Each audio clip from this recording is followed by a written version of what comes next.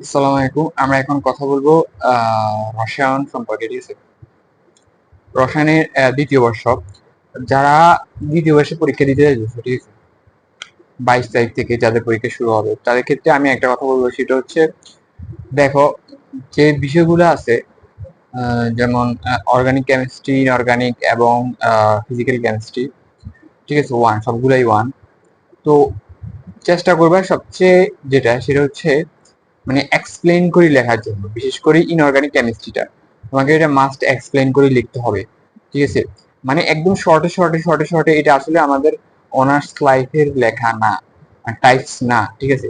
ওই টাইপস না, এটা হচ্ছে ইন্টার লেভেলের লেখা বা ওই তো সুতরাং প্রশ্নগুলা জিনিসটা এমন না যে তুমি বানায় অনেক বড় লিখবে, এমন না।